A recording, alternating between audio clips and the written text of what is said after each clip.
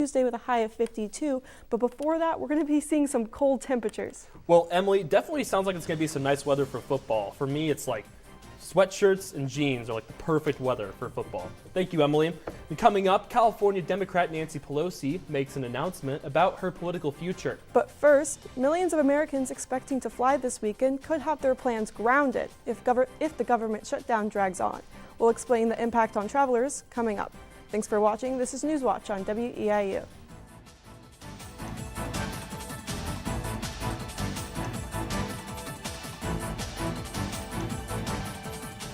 A production of WEIU TV, City Spotlight, covering the communities of Effingham to Robinson to Danville to Champaign to Decatur to Taylorville and places in between.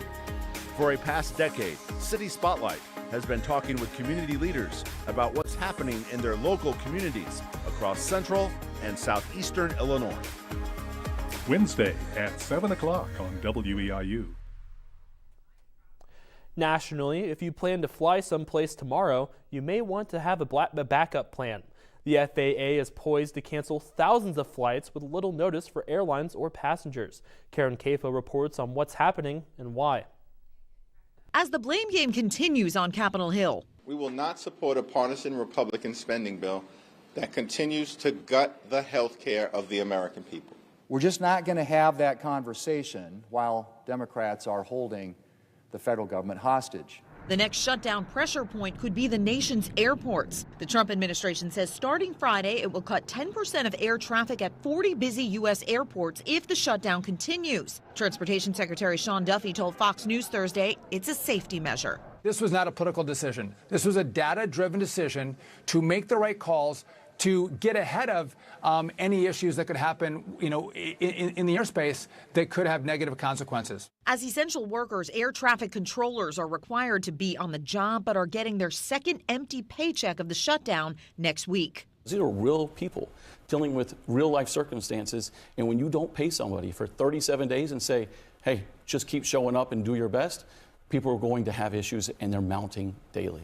More than 5 weeks into the longest government shutdown in U.S. history, air travelers have already seen delays mount. As a traveler, it's very inconvenient for me, but if you're not paying people right, I completely understand. Some airlines waiving flight change fees ahead of possible disruptions. Meanwhile, the Department of Agriculture revised its guidance on SNAP benefits for November, giving some recipients a boost to their partial payments, but still not the full benefit they rely upon.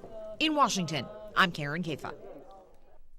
Airports in New York, Los Angeles, Indianapolis, and Chicago, along with hubs across the U.S., are among the 40 that will see flights cut starting Friday. Industry analysts say the cuts could represent as many as 1,800 flights and upwards of 268,000 seats combined. Former House Speaker Nancy Pelosi makes a major announcement. Pelosi says she will not seek re-election for another term in Congress. This will end her nearly 4 decades in Washington. In a video released yesterday, the 85-year-old Congresswoman expressed gratitude and pride for her years representing her constituents in San Francisco. Pelosi was first elected to Congress in 1987. 20 years later, she made history when she became the first ever female House Speaker. She remains the only woman to have held the position. We turn our attention to sports, and here with the headlines is Matthew Posner. Thanks, Matt. Tonight in sports, history is made on the ice. But it isn't music to the ears of the St. Louis Blues. But first, Eastern Illinois women's basketball faces a major test as they hit the road to face a top Big Ten program. Thanks for watching. Your WEIU Sports Watch report is coming up next.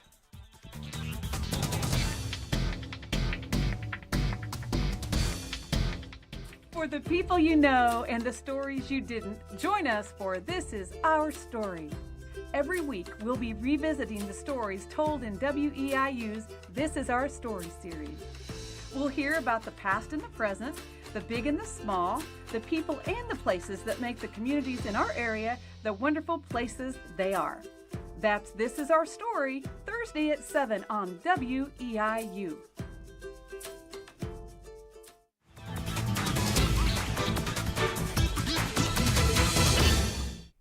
Eastern Illinois women's basketball hits the road as they travel to Indiana to face off against Purdue.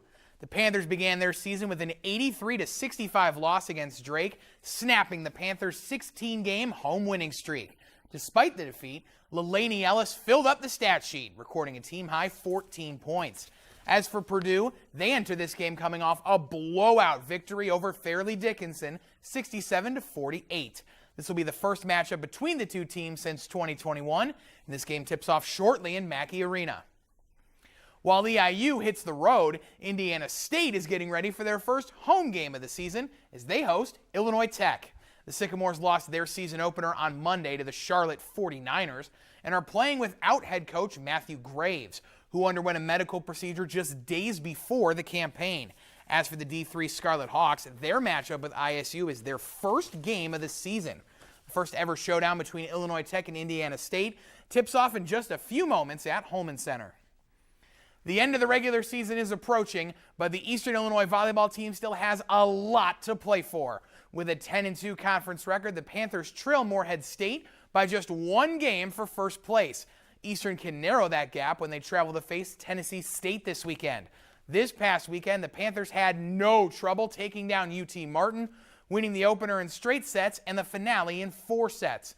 Following their 2-game series against the Tigers, the Panthers will take on Morehead State at home, where the Panthers remain undefeated this season. Eastern's first matchup against Tennessee State is set for tomorrow at 6. Well, the St. Louis Blues are struggling. They've won just 1 of their last 8 games. But can they turn it around against the NHL's all-time goals leader, Alex Ovechkin, and the Washington Capitals? In the first, Washington defenseman John Carlson showcases his range on this long-distance score to put the Caps in front. And then, in the second period, history is made again by Ovechkin, scoring his 900th career goal to further cement his legacy as one of the greatest to ever play the game. Ovi passed Wayne Gretzky's 894-goal tally this past April. Moments later, some superb skating skills by Anthony Beauvillier lead to another Capitals goal, and they cruise to a 6-1 victory over the reeling Blues. From one struggling team to another, the Indiana Pacers have not found their footing without star guard Tyrese Halliburton. But the perfect get-it-together opportunity sits in front of them as they take on the winless Brooklyn Nets. New Pacers forward Cody Martin is making plays on both sides of the ball as he rips this one from Zaire Williams and slams it down over Noah Clowney. The Nets keep giving the ball away like it's a Christmas gift as Ben Shepherd snatches this one and scores in transition. But Clowney isn't about to get clowned again, and he destroys Isaiah Jackson by putting him on a poster. The court must have been a trampoline last night because everyone is jumping out the gym. And Aaron Nesmith soars in like an eagle on this wild dunk just moments before Jay Huff goes backwards for a slam of his own. But despite the highlight plays, it's Brooklyn who pulls away. And Nicholas Claxton puts the icing on the cake with the last-second slammer. And the Nets win 112-103. Indiana falls to 1-7 on the year as they hand Brooklyn their first win. And finally tonight, high school volleyball sectional finals take place tonight. In Class 1A, Windsor looks to continue their remarkable underdog run as they face Hayworth. Moreau Forsyth looks to advance to the Elite 8 in Class 2A as they take on Bloomington. And in Class 3A, Breeze faces Mascoutah in a battle of the top 2 seeds. And that's all for sports. Emily, Matt, over to you. Thanks, Matthew. And still to come, tomorrow you'll go from wearing a t-shirt by day to a coat by night. I'll recap a significant temperature change for Charleston, Effingham, Marshall, and all the area next. But first, we're getting closer and closer to the Christmas season. That became more obvious this week in Chicago. We'll spread some holiday cheer in tonight's parting story. Thanks for watching. This is News Watch on WEIU.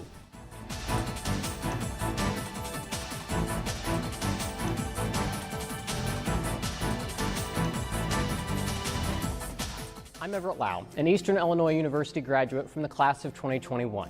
As an Edgar County farm kid, I grew up with a childhood dream of becoming a broadcast meteorologist. I spent a lot of time in the WEIU studio during my 4 years in college, and that's how I got to this studio, WTHI-TV in Terre Haute, Indiana. WEIU prepared me for long nights of tracking thunderstorms, fine-tuning details of approaching winter storms, and how to be a broadcaster in general, whether it was weather, news, or even sports. I needed WEIU to achieve my dream, and now WEIU needs me and you to help carry out its mission of setting up students for success. Please consider making a financial gift to support WEIU so the station and its dedicated staff can continue operating this outstanding training ground for aspiring broadcasters, journalists, and scientists. Your gift can allow local students like me provide local programming for our local communities. Learn more at weiu.net or by calling the station. Thanks for watching. An Eastern Illinois University student is taking her turn in the director's chair. The EIU Theater Department is putting on a production of Revolt, She Said, Revolt Again, a bold experimental play by Alice Birch. This week I sat down with the director to hear about her experience as a student director and her vision for the show. On social media.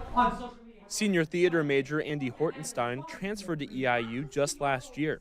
In that short time, she's gone from student to student director, leading the production of Revolt, She Said, Revolt Again by Alice Birch. For me, it's a feminist piece that's dealing with a lot of really intense subject matter that I wanted to give the proper weight to without leaving the audience feeling devastated by it. To me, it's a lot about highlighting the problems with it, with sexism and with the patriarchy in a way that's realistic and true to the play, while also leaving the audience with a sense of, I want to go out and do something about this now. And directing that material meant having honest talks with her cast, many of whom she says are newer to the department. It was a lot of conversations about boundaries, getting comfortable with each other, and just learning how do we really take these words and this material at what it is without watering it down, without being afraid of it, but still giving it the respect that it deserves.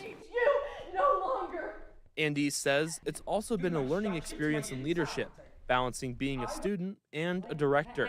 Some of the people who are my actors are also people I'm in class with. When we're on break, even at rehearsal, we could hang out and talk and have a good time and joke and everything. But when it's time for notes, they sit down and they listen and they write down what I'm saying and they ask questions if they're unclear and show the piece the respect that it needs. Through the process, Andy says Revolt, She Said, Revolt Again has deepened her understanding of what theater is capable of. And it's helped me look at just all the different things that theater can be. Like I said, this play is so incredibly experimental, so bringing it to life has really opened up the possibilities for me creatively, both as an actor and as a director. I have been so incredibly lucky. I could not be more grateful. I could not have asked for a better team of designers, production team, cast, crew. Absolutely everyone has been fantastic. I'm incredibly lucky.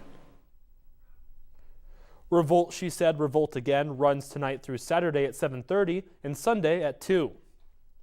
And now finally on this Thursday, the city of Chicago is getting into the holiday spirit. The city's Christmas tree has been installed in Millennium Park ahead of the November 21st lighting ceremony. The tree comes from a family in Glenview, Illinois. They say it's the perfect tree to light up the city. The Norway spruce was cut down Monday and stands 68 feet tall. It's one of the biggest ever selected for the holiday celebration.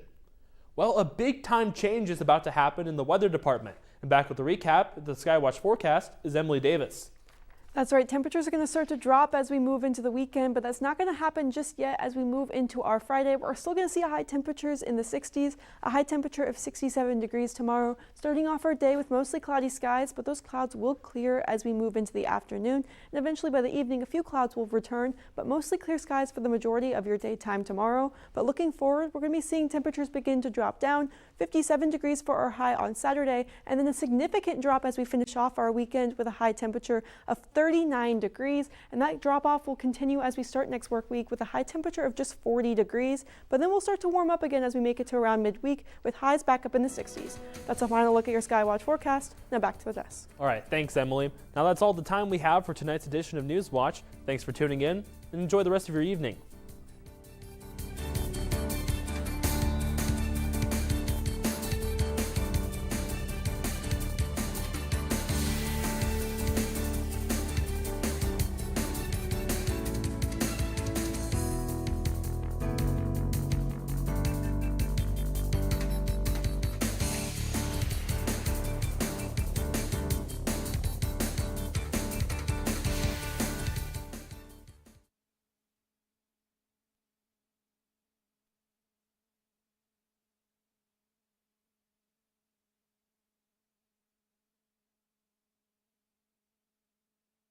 The Charleston House proudly supports Newswatch. Now welcoming guests on Charleston's historic 6th Street, the Charleston House Bed and Breakfast Inn offers refined accommodations in a beautifully restored bed and breakfast.